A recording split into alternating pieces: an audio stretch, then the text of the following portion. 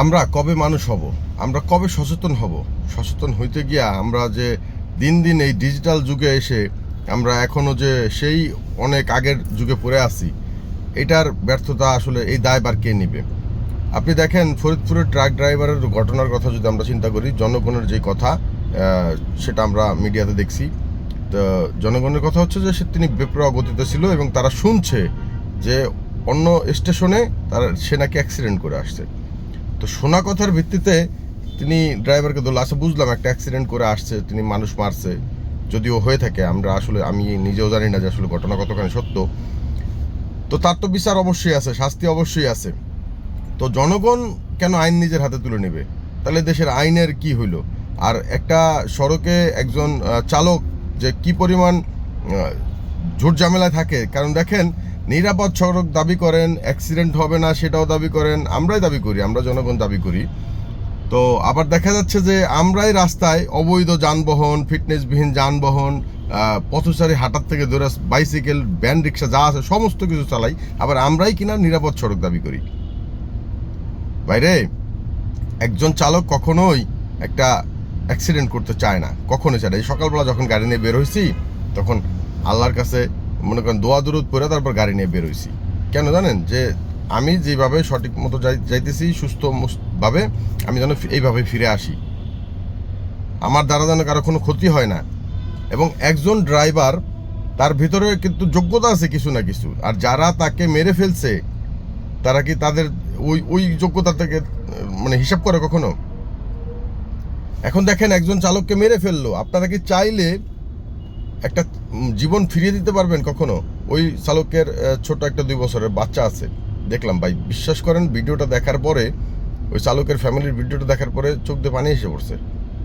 এখন আমার কথা হচ্ছে, যেই দেশ বা যেই প্রশাসন চালকদের নিরাপত্তা দিতে পারে না বা জনসচেতনতা বৃদ্ধি বাড়াইতে পারে না, যে আইন নিজের হাতে তুলে নেওয়া যাবে না, চালক অ্যাক্সিডেন্ট করলে আইনের আওতা দেওয়া হোক, কিন্তু সেইখানে চালককে মেরে ফেলা হয়। এখন ধরেন, আমি নর্মাল বিষয়, আমি এই ভিডিওটা দেখলাম, আমার দ্বারা আল্লাহ না করুক একজন মানুষ অ্যাক্সিডেন্টগ্রস্ত হয়ে গেছে, তো আমি তো ওই ভিডিওটা দেখে আমার তো শিক্ষা হয়েছে, আমি তো জীবনে ওইখানে গাড়ি ব্রেক করবো না। কিন্তু অন্যান্য দেশে কি হয়, যে অ্যাক্সিডেন্ট করার পরে গাড়ি ওখানে দাঁড়ায় থাকে। কেন দাঁড়ায় থাকে? তারা সভ্য নাগরিক, তারা ওই চালকের গায়ে বিতর্কিত হামলা চালান, অতর্কিত।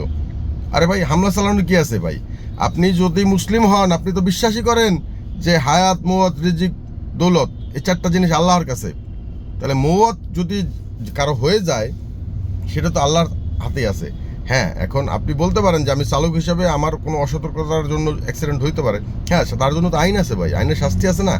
কিন্তু আপনারা যদি আমাকে পিটিএ মেরে ফেলেন, তাহলে এটার ব্যাখ্যাটা কি হইলো বা এটার ফলাফল কি হইলো? এটা তো আসলে উচিত না। তো বাংলাদেশ সরকার দায়িত্বে যারা আছেন, তাদেরকে দোষারোপ করছি না, তাদেরকে এতটুকু বলছি যে জনসচেতনতা বাড়াইতে হবে। আপনারা এই ধরনের লোকজন যারা আছে, উচ্ছৃঙ্খল, উগ্র, যেমন দেখেন ইন্ডিয়াতে যে রিসেন্টলি যে ঘটনাগুলি দেখলাম, যে পশ্চিমবঙ্গে মানুষের কবরস্থানে কবরের উপর আগুন জ্বালিয়ে দিতেছে, এইটাকে বলে উগ্রতা। তো এই যে যেই কাজটা করলো ট্রাক ড্রাইভারের সাথে, এটা হচ্ছে উগ্রতা। হ্যাঁ, আমি মানছি যে আপনাদের ভিডিও অনুযায়ী দেখে যে সে উচ্ছৃঙ্খলভাবে চালাইছে, অনেক গতিতে চালাইছে, কিন্তু তাই বলে তো তার জন্য আইন আছে ভাই। আপনারা নির্দিষ্ট কাছাকাছি হাইওয়ে পুলিশের থানা ছিল, থানা জানাইতে পারতেন, আপনারা ট্রাফিক পুলিশের সহযোগিতা নিতে পারতেন। আরে ভাই, ও দাঁড়াবে না, বাপ দাঁড়াবে, কিন্তু আপনারা ওকে মেরে ফেলবেন এইভাবে, এই জন্য ও তাড়াহুড়ো করে বাঁকতেছে। তো আমাদের আর কবে জ্ঞান বুদ্ধি হবে ভাই? আমি এই ফরিদপুর ট্রাক চালক নিহতের ঘটনাকে কেন্দ্র করে আমরা ঢাকা মহানগর ইউনাইটেড ড্রাইভার্স ইউনিয়নের পক্ষ থেকে তীব্র নিন্দা ও প্রতিবাদ জানাই, এবং দোষীদের আইনের আওতায় এনে দ্রুততম শাস্তির ব্যবস্থা করা হোক। কেননা আমরা যারা সড়ক পথের সৈনিক, তো আমরা কিন্তু দেশের অর্থনীতি সচল রাখি, আমাদের নিরাপত্তা জরুরি। আমাদের যদি নিরাপত্তা না দিতে পারেন, তাহলে এই ধরনের ঘটনা যদি ঘটতে থাকে, আর কত সহ্য করবো আমরা এর তীব্র নিন্দা ও প্রতিবাদ জানাই। দোষীদের দ্রুত আইনের আওতায় এনে শাস্তির ব্যবস্থা করা হোক। আইন নিজের হাতে তুলে নেওয়া, এটা কারো পক্ষেই সম্ভব না, কেউ এটা করতে পারে না কখনো আইন অনুযায়ী।